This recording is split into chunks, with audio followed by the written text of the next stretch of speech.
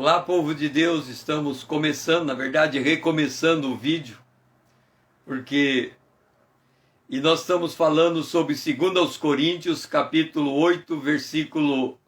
2 Coríntios, capítulo 8 e o capítulo 9. Paulo instruindo a igreja de Corinto acerca da virtude da generosidade. Seja bem-vinda, Rita. Seja bem-vindo, Vanessa. E voltando ao ponto em que eu estava colocando e fazendo uma recapitulação. Vamos entender uma coisa. O apóstolo Paulo está ensinando a igreja de Corinto acerca da oferta à igreja de Jerusalém. Para ensinar como fazer uma oferta, o apóstolo Paulo escreve em 2 Coríntios capítulo 8, versículo 15: o que muito colheu não teve demais, e o que pouco não teve falta. O apóstolo Paulo, ao fazer essa citação, ele está reportando ao Êxodo, capítulo 16, quando Israel recebe pela primeira vez o maná no deserto. Aí você me pergunta, qual é a relação de dar uma oferta com conhecer como é que Deus distribui o maná? Para entendermos isso, vamos voltar no Jardim do Éden. No Jardim do Éden, Deus plantou um jardim, entregou ao homem, e ele se alimentava das árvores frutíferas que havia dentro do jardim. Agora observe, o homem caiu em pecado. Quando o homem caiu em pecado, Deus diz assim ao homem. Olha o que ele diz: maldita é a terra por tua causa. Em fadiga obterás dela o sustento durante os dias da tua vida. Ela, a terra, produzirá cardos e abrolhos, e tu comerás a erva do campo. Vamos entender. Quando Deus colocou Adão no Jardim do Éden, ele disse: você vai lavrar e você vai plantar. Portanto, você vai lavrar e você vai guardar. Portanto, o trabalho, ele é antes do pecado. Quando Adão estava no Jardim do Éden, ele foi incumbido de trabalhar, incumbido de lavrar a terra. Deus plantou o primeiro jardim. O homem teria que continuar replantando.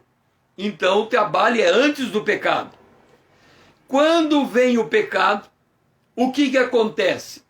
Se antes do pecado, tudo que o homem plantava ele colhia, depois do pecado, o homem planta, mas não tem mais certeza que vai colher. Essa é a diferença entre antes e depois. Antes, o homem plantava e 100% do que plantava ele colhia. Depois do pecado, o homem planta e não tem mais certeza que vai colher. Você vai fazer uma festa de aniversário e você prepara o ambiente da festa. Você contrata cadeiras para a festa. E quando o entregador coloca as cadeiras e você conta, você descobre que faltou cadeiras. A pessoa mandou menos cadeira do que você contratou. O que é isso? A terra vai produzir espinhos e abrolhos. Todo o trabalho que a gente vai fazer, pela lógica, pela natureza das coisas, sempre vai ter algo dando errado. Você está no teu trabalho, você precisa de um relatório para encaminhar alguma coisa. Aquele relatório não chega. Espinhos e abrolhos. Então tudo que a gente faz na terra nós vamos ter uma resistência, uma oposição, alguma coisa vai dar errado. Qual é o nosso drama? Qual é o nosso problema? É que quando nós estamos fazendo algo, a nossa mente romântica parte do princípio que tudo tem que dar certo. E a gente nunca está preparado para lidar com aquilo que dá errado. Mas Deus disse a Adão: Adão, agora que você caiu, você vai plantar, você vai colher do suor do teu rosto e a terra vai produzir espinhos e abrolhos, ou seja, a terra vai lutar contra o teu propósito, o teu projeto. A terra ficou maldita e a terra geme para escapar dessa maldição. Agora, então, por que eu estou falando isso? Que a gente tem que esperar alguma coisa dar errado, que vai dar errado, e a gente tem que saber lidar. O que tem isso a ver com a oferta? O que isso tem a ver com o maná no deserto? Paulo diz que quando Deus... Como é que Deus administra o reino dele? Eu sou crente, a Vanessa é crente, a Rita é crente. Somos crentes aqui. Ok. Dora é crente. Então todos aqui somos crentes. 4, estamos aqui em 4. Um está passando fome. Ele ora a Deus e pede comida. Deus não manda comida para ele. Deus manda comida para outro entregar para ele. E aí que está o drama da coisa. Aí você pergunta, por que é que quando eu peço a Deus, em vez de Deus entregar para mim, entrega para outra pessoa trazer para mim? Porque o mundo está caído. Deus sabe que um vai plantar e o outro vai plantar, mas um não vai colher e o outro vai colher. E aquele que vai colher bastante para poder suprir aquele que vai colher e não vai conseguir plantar, aquele que vai plantar e não vai conseguir colher. Por isso que ele disse, a vossa abundância hoje alimenta aquele que está faltando, porque amanhã a abundância dele vai nos alimentar quando nos falta. Então Deus sabe que a terra está desequilibrada. Olha, quando a gente aprende educação financeira, o pouco que a gente sabe a respeito disso funciona mais ou menos o seguinte. Quem fala disso é Tiago Niro. Ele diz assim, nós temos que investir de acordo com o princípio da arca. É o princípio que Tiago fala de como alguém deve investir seu dinheiro. Então ele diz, 25% você coloca em ações, 25% você coloca em juro pré-fixado, 25% você coloca em fundos imobiliários e 25% você coloca em ações do estrangeiro. Ok? Por que ele diz isso? Ele diz assim, porque se uma parte da tua ação, do teu investimento for de menor rentabilidade, a outra parte aumenta a rentabilidade. Na média, você tem uma rentabilidade acima daquele que só investe em ação. O segredo disso é, não coloque todos os ovos na mesma cesta. Nós fazemos isto e Deus faz igual. Deus não coloca todos os ovos na mesma cesta. Por quê? Porque ele sabe que o mundo está em guerra. E ele é administrador da parte dele. Satanás está fazendo a parte dele. Então quando Deus tem que mandar, lembra quando Daniel está orando? Deus manda um anjo para entregar a resposta para Daniel. E aí no meio do caminho um outro anjo entra em guerra. E aí tem que vir um terceiro anjo para abrir caminho para a resposta chegar para Daniel. Mas por que a resposta chegou para Daniel? Porque Daniel ficou 21 dias orando e não parou de orar enquanto a resposta não vinha. E aí o que acontece com o povo de Deus? Um pede, e quando Daniel recebeu a resposta, Deus disse assim, presta atenção, Deus disse assim, o anjo disse, Daniel, o primeiro dia que você falou, Deus ouviu. Mas levamos 21 dias para trazer a resposta. É guerra? O que Deus faz? Quando nós estamos pedindo algo para Deus, Deus fala assim, olha, o César pediu um prato de comida. O problema é o prato de comida chegar na mão do César.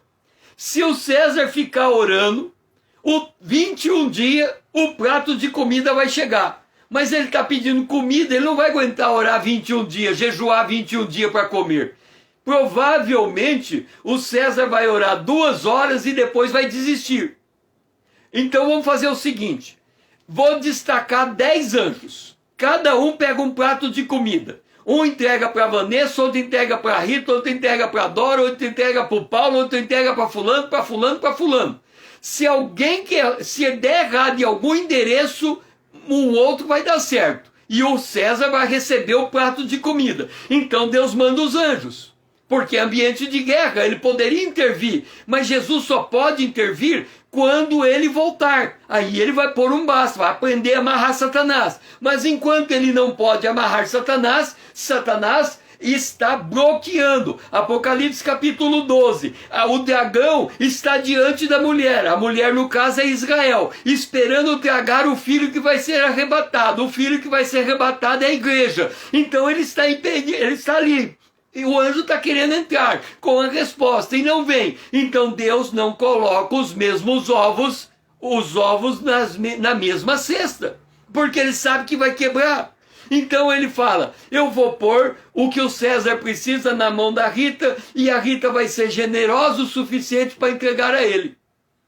Mas aí ele entrega na mão de uma outra pessoa, do Renato, entrega lá na mão do Renato. Aí o Renato recebe dobrado, e em vez de repassar, ele fala, opa, fiquei rico, e fiquei cada vez mais rico. E ele vai aumentando o patrimônio dele, e o César aqui fica na boa, esperando. E a resposta de Deus nunca chega, claro que não vai chegar. Deus mandou 10 anjos, 4, só um conseguiu chegar com a entrega, e assim mesmo a entrega não veio na minha mão, caiu na mão do outro, o outro não é generoso, resultado. Então Paulo, sabendo que é assim que Deus administra o reino de Deus, ele diz assim, ele dá abundância para um, porque está faltando para o outro. E quando a generosidade faz parte do estilo de vida do povo de Deus, aquele que está sobrando entrega para aquele que está faltando e tudo fica igual e todos são abençoados igualmente por Deus. E para demonstrar isso, Paulo vai lá e fala, lembra do maná? Lembra que cada um pegava o quanto queria, o quanto precisava? Um pegava 200 gramas de maná, o outro pegava 400, o outro pegava 800, o outro comia 1 quilo. Agora, se você vai lá pegar no campo 400 gramas de maná e você só come 400 gramas de maná, qual que é a lógica? Eu estou com 800, eu só como 400, aí tem alguém, chegou atrasado, acordou atrasado e vai lá buscar o maná, você, não, para aí, aqui ó, eu já tenho uma porção a mais, toma a tua porção, você acordou atrasado hoje, vai que amanhã eu também perco a hora, e você colhe um pouco a mais para mim, e você me entrega. Então eles faziam isso, um vai lá, pega pelo outro, e tá, e pã. Resultado, todo mundo tinha quantidade de maná. Porque você não pode comer mais do que você suporta comer naquele dia. Agora, nós temos que entender uma coisa. Quando nós estamos passando por prova, porque é disso que trata a oferta. O que é uma oferta? Alguém generoso entrega para alguém que está passando necessidade. Agora vamos traduzir isso.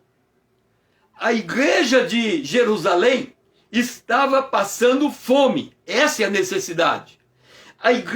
As igrejas da Macedônia estavam vivendo em profunda pobreza. Mas as igrejas da Macedônia, mesmo vivendo em pobreza, encontraram dinheiro para mandar a Jerusalém.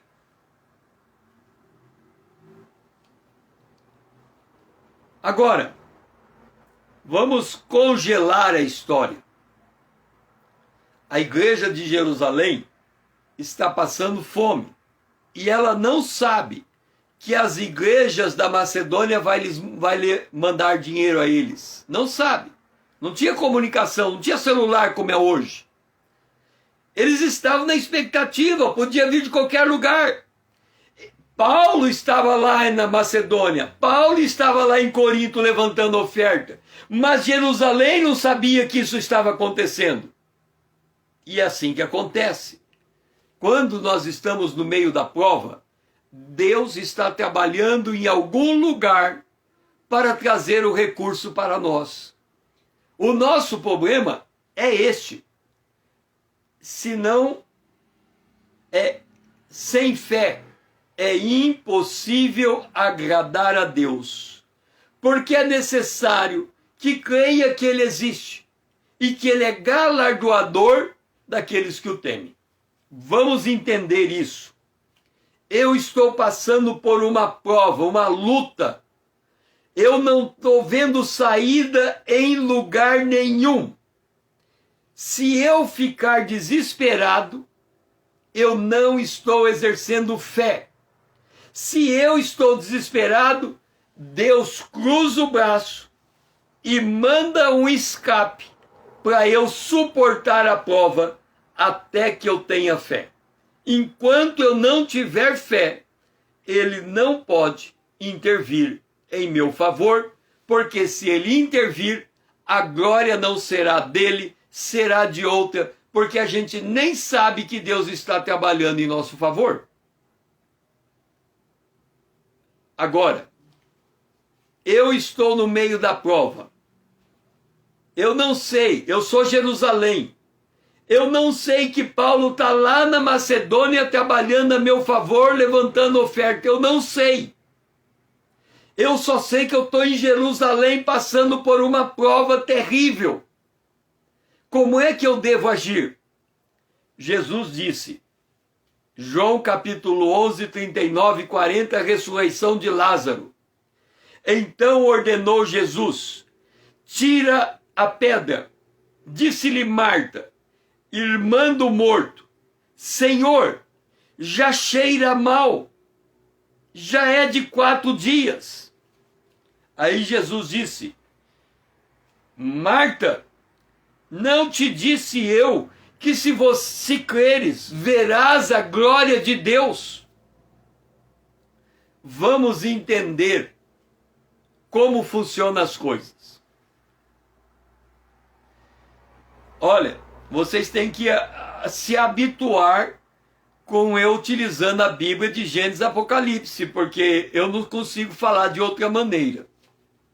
Lázaro está morto. Ponto. Lá no Antigo Testamento,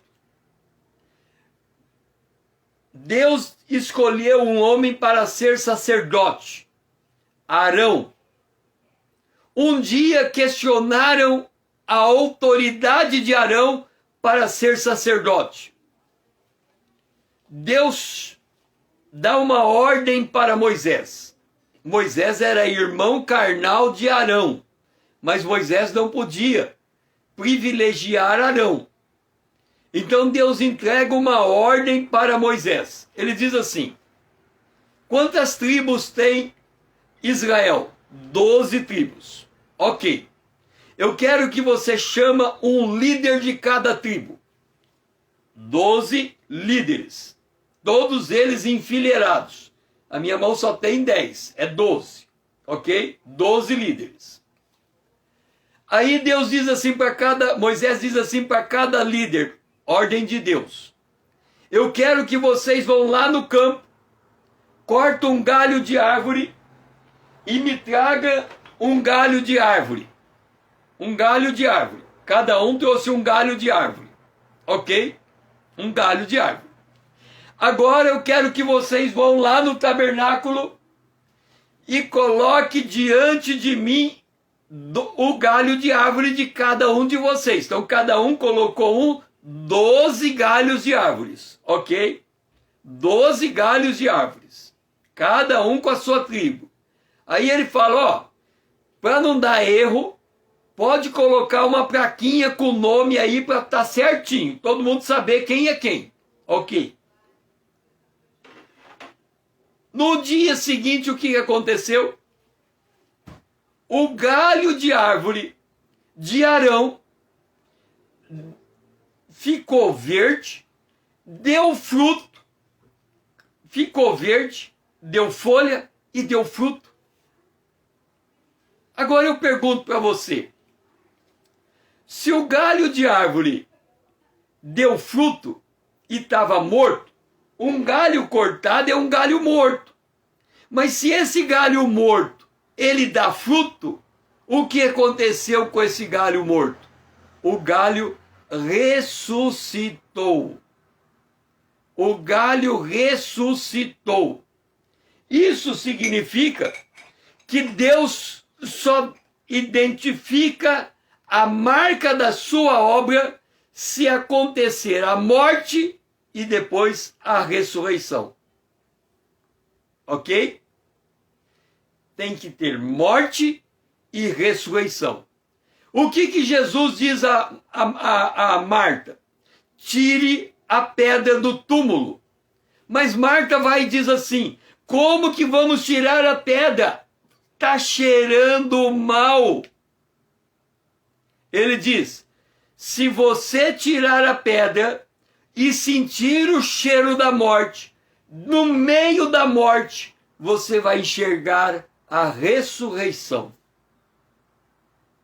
Mas tem que tirar a pedra e sentir o cheiro da morte. O que significa isso? Qual é a nossa atitude quando estamos passando por uma provação? A pessoa vai no médico e pede remédio para dormir. Ela quer dormir. Por que que ela quer dormir? Porque ela quer esquecer a prova. Ela quer fugir da prova. Ela quer escapar da prova, ela não suporta mais a prova. Então ela entra em depressão, ela entra em tristeza, ela entra em amargura, ela começa a chorar. Por quê? Porque a prova está matando ela. E como ela não exerce fé em Deus, que Deus pode intervir na prova, o que acontece? Ela age como quem está morrendo. E o que é agir como quem está morrendo? Ó, você toma um comprimido, dorme. No outro dia, toma um comprimido, dorme. No outro dia, toma um comprimido e dorme. O que você está declarando? Eu não suporto encarar a minha vida. Eu não tenho mais força. Eu estou fraco. Eu estou aqui, estou assim, estou assado. E começa a reclamar. Jesus disse, você quer a obra de Deus na tua vida? Então tire a pedra. Sinta o cheiro da morte. Olhe de frente para o problema. Não tenha medo. Olhe para ele como ele é, sem tirar e nem colocar nada, sem fantasiar nada. O que é que está acontecendo de fato com você? Olha de frente, porque quando você tiver coragem de olhar de frente, você vai ver a glória de Deus e as coisas mudam. Nós não podemos ter medo. Quando Jesus ressuscitou, houve um grande terremoto. O anjo do Senhor desceu do céu, removeu a pedra e sentou em cima dela. E o seu aspecto era como um relâmpago, e a sua veste alva como a neve. Quando nós não temos medo, o anjo do Senhor acampa ao nosso derredor e nos livra. Mas quando nós não colocamos Deus como nosso refúgio, o anjo olha de longe, porque onde não tem a fé, Deus não pode agir. ele tem que cruzar os braços e os anjos têm que ficar de longe.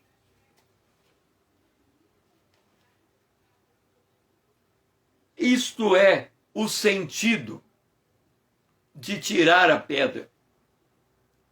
Faça um desafio para você mesmo. Deixe-me colocar aqui como que você deve administrar as suas lutas, ok? Eu vou dar um mecanismo bem prático para você. Você vai comprar cartões e cada cartão você vai escrever uma luta tua. Se você tem uma luta com teu filho, vai escrever: eu tenho uma luta com meu filho. Se você tem uma luta com teu marido, vai escrever: eu tenho uma luta com meu marido. Se você tem uma dívida, você vai escrever: eu tenho uma dívida naquela loja. Se você tem uma outra dívida, escreve: eu tenho uma dívida na outra loja. Se você está doente, eu falo: eu tenho essa doença. Vamos supor que você tem 1, 2, 3, 4, 5, 6, 7, 8, 9, 10, 11, 12, 13, 14 lutas. Você identificou que você tem 14 lutas, ok? 14 lutas. O que é a depressão? A depressão é tentar resolver as 14 na mesma hora. Aí entra em depressão, porque não tem jeito. Mas se você olhar para a tua luta, essa aqui vai levar 1 mês para resolver. Essa aqui vai levar 1 hora. Essa aqui vai levar 3 dias. Essa aqui vai levar 20 dias. Essa aqui vai levar 40 dias. Essa aqui vai levar 5 anos. Ok. Então você colocou uma luta em cada cartão. Agora você vai fazer o seguinte. Você vai entrar na tua sala, num lugar da tua casa que tem um monte de gaveta. Se não tiver um monte de gaveta, você pega a caixa de sapato e coloca um monte de caixa de sapato na tua frente. Pega um cartão e coloca dentro da caixa. Então você vai pegar uma caixa, vai pegar o cartão, vai pôr dentro da caixa e vai fechar. Ok? Agora que você fechou o cartão dentro da caixa, você vai ter 14 caixas desse jeito, fechada. Agora, o segredo está aqui. Você tem direito a pensar em qualquer problema que você tem. Você tem 14 problemas. Você tem direito a pensar em qualquer um deles.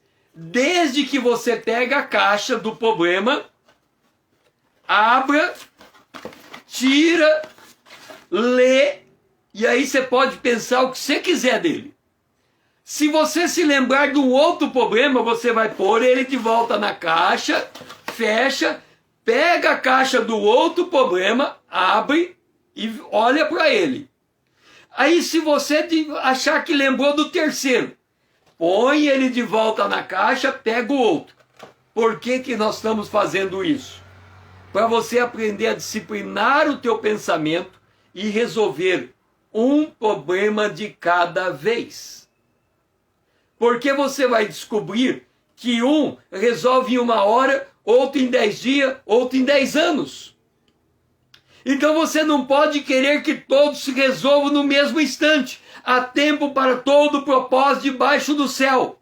O anjo, ele vai sentar na pedra, que é o teu problema, que está impedindo a glória de Deus. Ele vai sentar em cima, desde que você não tenha medo e olhe um problema de cada vez.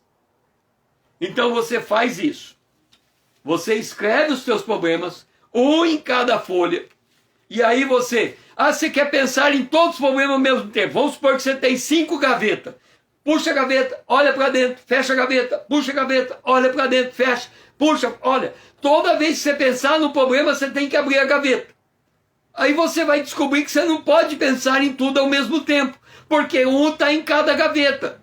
E você vai descobrir que um problema, por exemplo, o problema com teu esposo nada tem a ver com teu marido, com teu filho. O problema do teu filho nada tem a ver com teu trabalho. Mas quando a gente está pensando tudo ao mesmo tempo, a gente acha que tudo está ligado. E aí a gente não resolve, não descansa. Nós temos que aprender a tirar a pedra do problema, a olhar para ele de frente, a sentir o cheiro de morte, porque é a única maneira de Deus entrar com providência. Ele só vai entrar com providência se você não tiver medo e tiver fé. Fé para olhar para o problema, fé que Deus vai intervir no problema e não ter medo de olhar para ele. Qual é a dificuldade de conviver com uma luta? A terra vai produzir espinhos e abrolhos. Quando o lavrador, ele vai plantar uma lavoura que vai levar 8 meses, entre a planta e a colheita, desses 8 meses, quantas vezes ele não tem que preparar a terra, jogar semente, olhar todo dia a terra, medir a quantidade de chuva, tirar a erva daninha, combater a praga, até chegar na colheita. E nós não queremos passar pela análise do problema, de olhar ele para frente. Olha só, quando meus filhos eram pequenos, 0, 1, 2, 3, 4, 5 anos, como que eu agi? Eu fui na literatura e li. Uma criança que tem 0 ano passa por essa situação. 1 ano, 2 anos, 3 anos, 4 anos, 5 anos. Então eu sabia qual era o problema antes de acontecer. Eu olhava o problema de frente. Quando o meu filho estava com 2 anos, a gente tinha que colocar ele numa creche. Aí eu falei, a primeira coisa que o meu filho vai aprender é um palavrão. Ele vai entrar na creche e vai aprender um palavrão. Então eu tenho que me preparar para essa situação. E aí eu fui andando com ele na rua e disse assim, meu filho, você sabe que tem palavra bonita e palavra feia? Fala palavra feia. Verdade, pai? Eu falei, verdade, tem palavra bonita e tem palavra feia. Aí eu falei uma palavra e meu filho falou, essa palavra que você falou é feia. Aí eu repeti a palavra de novo, você acha que é feia? Repeti algumas vezes, ele falou, pai, essa palavra é feia. Eu não lembro que palavra que era, mas eu sabia que eu podia usar um sinônimo e nunca mais usar aquela palavra. Eu falei, concordo com você, nunca mais vou usar essa palavra. E não usei mais. 2 dias depois ele foi para a escola. E aí ele voltou já com o primeiro palavrão. Aí quando ele falou, eu falei, filho, fala de novo. Ele falou, fala de novo. Ele falou, fala de novo. Falou, eu acho que essa palavra é feia. Ele falou, será, pai? Repete. Ele repetiu, ele olhava, pensava, repetia. Ele falou, sabe, pai, que essa palavra é feia? Eu não vou mais falar ela. E ele passou os 5 anos de creche aí até os 5 anos lá para frente, sem falar palavrão. Até hoje não fala. Não é da natureza dele falar palavrão. Por quê? Porque a gente olhou o problema de frente, enfrentou o problema antes de acontecer e achou uma solução e calçamos aquela solução. Nós não podemos ter medo. Por isso que a igreja da Macedônia, no meio de muita tribulação, eles tinham abundância de alegria e superabundava a riqueza. Nós temos que entender que a nossa leve e momentânea tribulação produz para nós um eterno peso de glória, acima de toda comparação. Por isso não podemos olhar para as coisas que se veem, mas para as que não se veem, porque as que se veem são temporais, as que não se veem são eternas. O que significa isso? Significa que diante de uma luta, há uma palavra, uma promessa de Deus, e há um escape de Deus ou uma vitória de Deus. Então eu não posso olhar para as coisas naturais. A nossa luta não é contra a carne nem contra o sangue. Eu tenho que olhar para os princípios espirituais. Por exemplo, a Bíblia diz assim, que se eu... o provérbio diz mais ou menos assim, que nós não devemos pressionar um homem irado, porque ele vai ficar mais irado ainda. Então, se eu estou convivendo com uma pessoa com muita ira, como que eu tenho que fazer? Quando ele tem uma explosão de ira, eu tenho que cruzar o meu braço e me aquietar até aquela explosão passar. E aí, eu falo com ele. Se eu falar com ele na hora que a ira está acontecendo, não só a ira dele vai aumentar, como eu também vou ficar irado junto com ele. Aí todo mundo perde o controle. Alguém na história tem que ter sabedoria para lidar com uma situação de crise. Porque se todo mundo entrar em desespero... Veja só. Vou dar 2 exemplos. Eu trabalhava na prefeitura e o expediente da prefeitura terminava 11 horas e recomeçava 1h30, 1h30. 11 horas, 12 horas, não, 11 horas e recomeçava 1h da tarde, 2 horas de intervalo. O meu problema é que quando chegava 11 horas o prefeito chegava na prefeitura. Resultado, eu só podia ir embora 11h30, mas eu tinha que voltar 1 hora, porque os funcionários estavam voltando, não fazia sentido, só porque eu saí meio-dia voltar 2 horas. Eu sou secretário, tenho que dar exemplo. Então, se o expediente termina 11 horas, o prefeito fica até meio-dia, eu fico até meio-dia, mas eu volto 1 hora. O meu expediente encurta. Ok. Um dia eu saí da prefeitura, precisei de carona e entrei no carro com outro secretário. E quando eu entrei no carro, quem estava dirigindo era a esposa do secretário. E a esposa do secretário brigou com ele, porque era meio-dia e era um absurdo ele sair da prefeitura meio-dia, porque não ia mais ter tempo de almoçar e etc. e tal. E foi aquela briga e eu no banco de trás só assistindo a briga entre o casal. Ok. Por outro lado, houve uma vez que estava eu em Cuiabá trabalhando, minha esposa trabalhando, ela atendendo um cliente e eu atendendo outro cliente. Quando chegou 6 horas da tarde, o meu trabalho terminou. Eu liguei para ela, ela estava com o carro, liguei para ela, você pode vir me buscar que aqui terminou. Ela falou, estou indo. Eu estava numa rua principal, numa avenida de Cuiabá, e esse escritório era do lado de um hotel.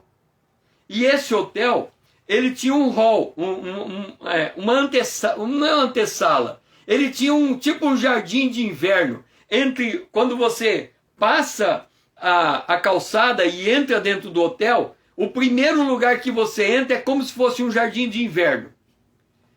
E aí eu disse assim, 6 horas, eu não vou ficar aqui na rua esperando ela chegar. Eu vou até ali, sento naquela área de recepção do hotel, ninguém vai ficar chateado comigo por eu sentar naquele lugar. Sentei, peguei um livro que estava na minha pasta e comecei a ler. Isso era 18 horas. A minha esposa chegou 21 horas, 3 horas depois. A reunião dela se prolongou. Ela continuou atendendo o cliente, mas ela não teve tempo para me ligar para dizer que continuava atendendo o cliente. Ela apenas disse para mim às 18 horas, eu vou te buscar.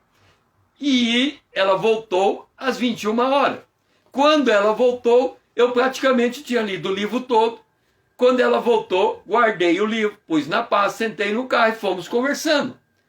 E aí ela foi contando as coisas dela, eu contei as minhas, e não houve nenhum sentido de cobrança. Por que você me deixou 3 horas esperando? Então, quando nós olhamos para a situação de frente, não temos medo, temos equilíbrio emocional, aonde que está a briga? Aonde que está a confusão? Aonde que está o conflito? Aonde que está a inimizade? Aonde que está a amargura? Não tem lugar. Então nós temos que entender que o Senhor, Ele nos dá as oportunidades, mas todas as oportunidades, elas vêm com espinho e abrolho, e nós temos que saber lidar com espinho e com abrolho. Quando Ele mandou o maná no deserto, cada um colheu segundo o que pôde comer. Assim, um colheu muito, o que, medindo com o comer, não sobejava. Ao que colhera muito, nem faltava o que colhera pouco, pois colheram, cada um, o que podia comer. Jesus disse: em verdade vos digo, não foi Moisés que vos deu o pão do céu, o verdadeiro pão do céu é meu Pai que vos dá, porque o pão de Deus é o que desce do céu e dá vida a muitos. Então nós temos que entender uma coisa, nós temos que entender que numa tribulação nós temos que desenvolver virtudes, o fruto do Espírito. Nós temos que exercer fé. Nós temos que olhar para a necessidade do outro e levantar uma oferta para o outro. Nós temos que ser receptivo para receber a ajuda do outro. Numa situação em que nós estamos enfrentando uma luta, nós temos que ter a convicção de que Deus está cuidando de nós. Não vem sobre vós tentação que não seja humana. Fiel é Deus que vos dá o escape. Tudo isso é para dizer, não perca o seu equilíbrio emocional em meio de uma contenda, de uma luta, de uma situação difícil. O Senhor tem cuidado. Jesus diz em João capítulo 6, versos 34 e 35. Eles chegaram até Jesus, o povo. Jesus havia multiplicado os pães. E aí o povo vem atrás de Jesus.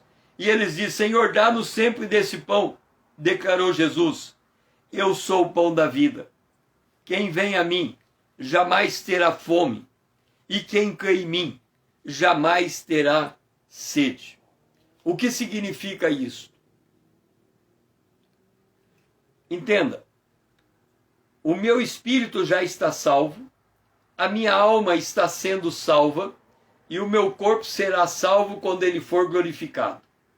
O meu corpo tem que passar por disciplina, a minha alma tem que ser conquistada pelo Espírito, e o meu espírito já está sempre na presença de Deus.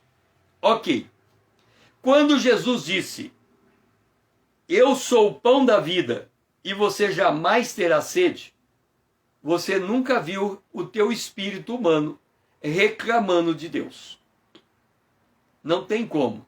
O teu espírito humano já está em comunhão com Deus. O apóstolo Paulo diz que o espírito que se une ao Espírito de Deus se torna um com Deus. O nosso espírito é bem resolvido. Jesus disse: o espírito já está pronto. A carne é que é fraca. Ok. Quando eu estou declarando a minha fraqueza, o que é declarar a minha fraqueza? Em uma prova, eu estou reclamando, eu estou murmurando, eu estou dizendo que eu não posso, eu não consigo, eu não faço, não vai dar certo. Eu estou profetizando negativamente, eu estou fazendo com que minha alma se incline para o mundo. E no mundo tudo passa, tudo se perde. Tudo é muito supérfluo, tudo é muito passageiro, tudo é muito complicado. E como a alma não consegue se alimentar de Deus, ela se volta para o mundo e ela se perde. Ela se machuca, ela se condena, ela se entristece, ela se abate. Mas o meu espírito não. O meu espírito está bem alimentado. O meu espírito está bem saciado. O meu espírito está na presença de Deus. Então o que a alma tem que fazer? Ela tem que clamar ao Senhor: Senhor, salva-me, socorre-me. E aí ela tem que se lembrar da palavra de Deus. Todas as coisas contribuem conjuntamente para o bem daqueles que amam a Deus. E ela acalma o seu coração. Ela acalma o seu coração com as palavras de Deus. As coisas não mudaram. Elas estão piorando. Mas ela acalma o seu coração. E quando ela acalma o seu coração diante de Deus, ela começa a receber do Espírito humano, as impressões do Espírito de Deus. Ela começa a ver luz no fim do túnel. Ela começa a enxergar o clarão da glória de Deus. Ela percebe as misericórdias de Deus. E aí ela começa a se levantar, a se fortalecer, a encontrar segurança. Paulo ensina que pela graça de Deus que me foi dada, digo a cada um entre vós, que não pense de si mesmo além do que convém, antes pense com moderação, segundo a medida da fé que Deus repartiu a cada um. Cada um de nós temos uma medida de fé. Essa medida de fé é de acordo com a nossa capacidade, de acordo com o tamanho da obra que Deus colocou dentro de nós. Uma das histórias que mais me impressiona é de um homem chamado Pat Robertson. Pat Robertson é um americano que Deus chamou ele para... Ele não sabia para o que Deus o chamou, mas encurtando a história, Deus chamou ele para abrir um canal de televisão gospel nos Estados Unidos. Isso na década de 50. Ele abriu um canal de televisão. E o canal de televisão que ele abriu, a fonte de financiamento do canal de televisão eram as ofertas que ele recebia. Só que tinha um detalhe. Se fosse no dinheiro de hoje, ele nunca recebeu naquele período uma oferta maior do que R$100. Imagina pagando uma conta de R$1 milhão, você recebendo R$100 de cada ofertante. Então você tinha que ter milhares de ofertantes para somar R$1 milhão. Ele tinha milhares de ofertantes. E nunca faltou dinheiro para ele pagar as suas contas. Cada um recebe a medida de fé que Deus repartiu. Ele tinha fé para pagar uma conta de R$1 milhão, recebendo R$100 de cada um que mandava a sua oferta. Alguma coisa assim. Um dia chegou uma mulher para ele e disse assim: Pat, eu recebi uma herança. E essa herança é de R$1 milhão. E eu não estava esperando receber esse dinheiro. Eu quero te dar essa herança. Assim que eu receber, eu vou te dar essa herança de R$1 milhão. Olha, Pat Robertson recebia R$100 de milhares de pessoas para pagar uma conta de R$1 milhão. Aparece uma mulher dizendo que de uma pancada só, ela vai entregar R$1 milhão para ele. E ele ficou esperando. E todo dia ela falava: tá na justiça. A herança, alguém está brigando pela herança, mas eu vou ganhar. E essa herança nunca chegava. Um dia, Pat Robertson foi até um lugar que ela falou que se ele fosse até lá, ia dar tudo certo, ele ia receber a herança. Ele estava esperando R$1 milhão. E ele foi junto com o braço direito dele, alguém que o ajudava muito. E eles chegaram adiantado da hora, naquele lugar onde a mulher mandou ir. E aí, o braço direito dele virou para ele e disse assim: você não devia ter falado mal de mim para essa mulher. O Pet falou, como é que é? Você falou mal de mim para essa mulher. Não, quem falou mal de mim para essa mulher foi você. E naquela hora, o Pat Robertson descobriu que aquela mulher estava pondo os dois em conflito, em briga. Aí eles resolveram, falaram, pera lá. E aí começou a juntar o fio da meada. E eles foram atrás daquela mulher. E para surpresa deles, aquela mulher nunca existiu. Eles não encontraram a mulher, não encontraram o lugar da herança, não encontraram nenhum processo na justiça, não encontraram nada. Era um engano. Satanás se transfigura em anjo de luz. Aí Deus chegou para Pat Robertson e falou assim para ele, porque você desprezou R$100 de milhares de pessoas e foi atrás de R$1 milhão daquela mulher, de agora para frente, a tua obra será 10 vezes mais difícil do que era. Ele iria precisar de um volume de fé muito maior para lidar com a luta. É assim que acontece conosco. Deus manda prova na medida da nossa capacidade. Ele nos dá fé para lidar com essa prova. Mas como a gente não lida com uma prova de cada vez e quer resolver tudo ao mesmo tempo, a gente se atrapalha todo. E a gente pensa que a nossa fé não é suficiente para resolver os nossos problemas. E aí a gente entra em depressão, utiliza remédio para poder dormir e coisas desse tipo. Por quê?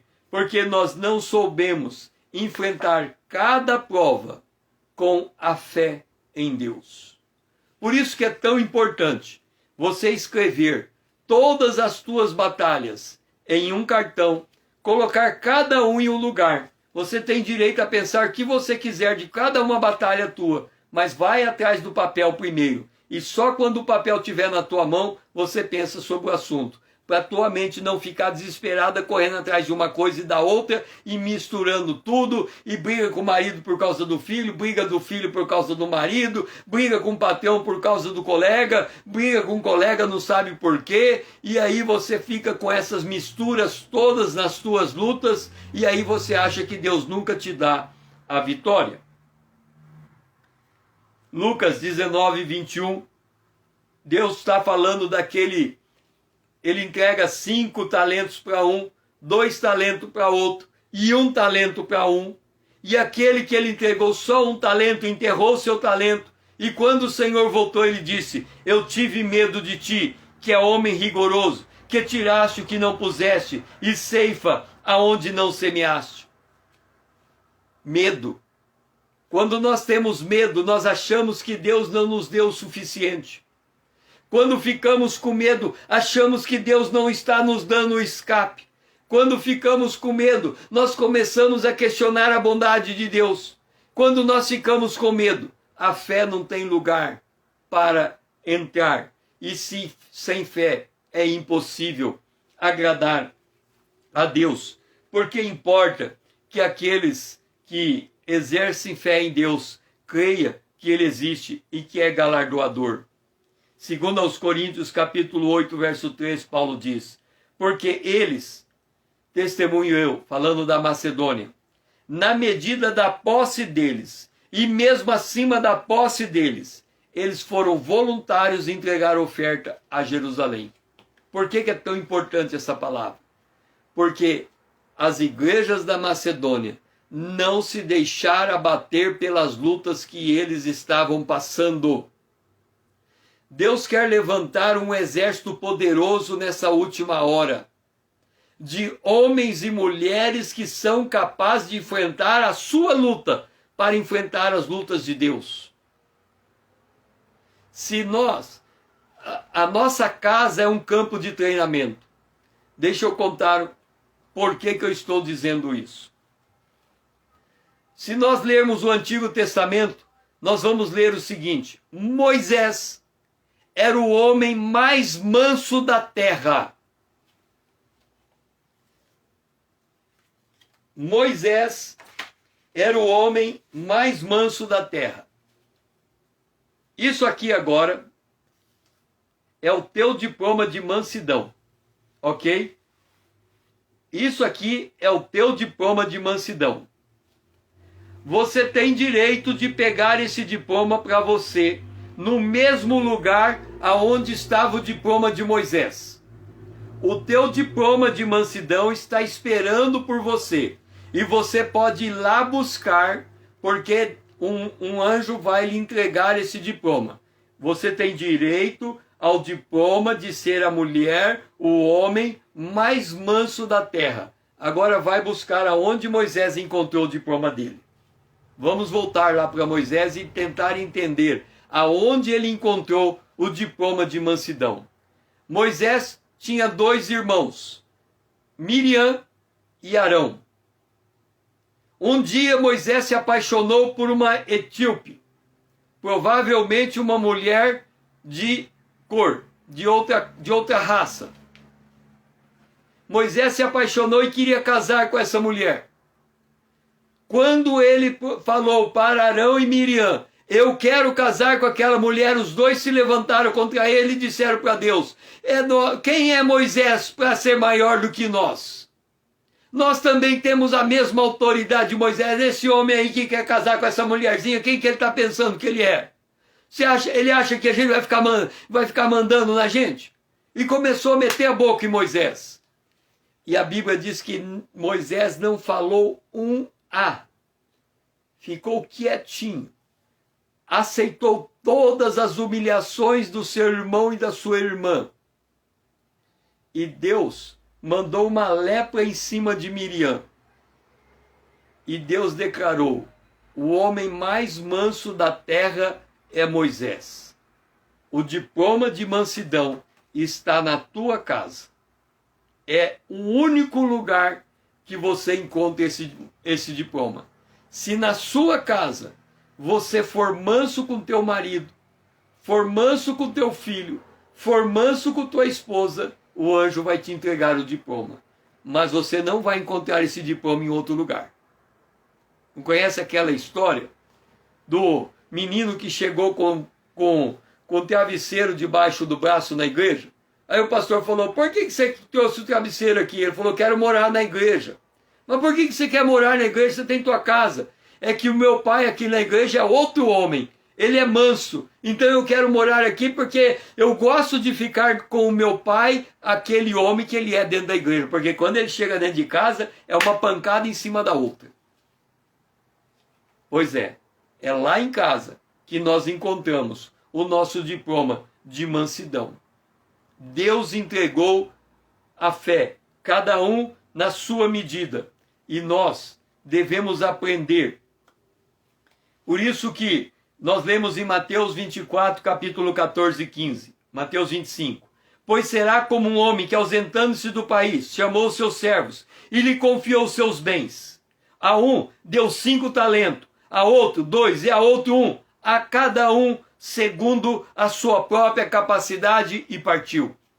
Deixa eu te dizer uma coisa. A luta que vem sobre você é na medida da tua capacidade. Antes dessa luta chegar, Satanás foi lá conversar com Deus, e Deus olhou e viu o que tinha de bom em você, e foi e dimensionou junto com Satanás o quanto permitiria Satanás agir contra você. E ele disse, vai lá e faz isso e não faz aquilo, faz isso e não faz aquilo, faz isso e não faz aquilo. Tudo foi moldado na tua capacidade, porque a terra produz espinhos e abrolhos. Então, quando a bênção vem, a luta chega também.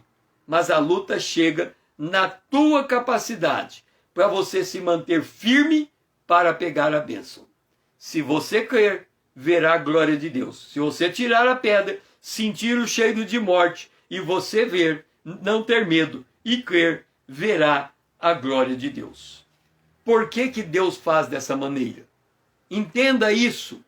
Por que que Deus permite você passar pela luta que você está passando? Em 2 Pedro, capítulo 1, verso 13 e 4. Visto como, pelo divino poder de Deus, Ele nos doou todas as coisas que conduzem à vida e à piedade, pelo conhecimento completo daquele que nos chamou para a sua própria glória e virtude, pelas quais nos têm sido doadas as suas preciosas e muito grandes promessas, para que por meio destas promessas nos tornemos coparticipantes da natureza divina. Que significa isso? O Espírito já está com o Espírito Santo. Ele é um com ele. Mas a nossa alma tem que entrar, tem que se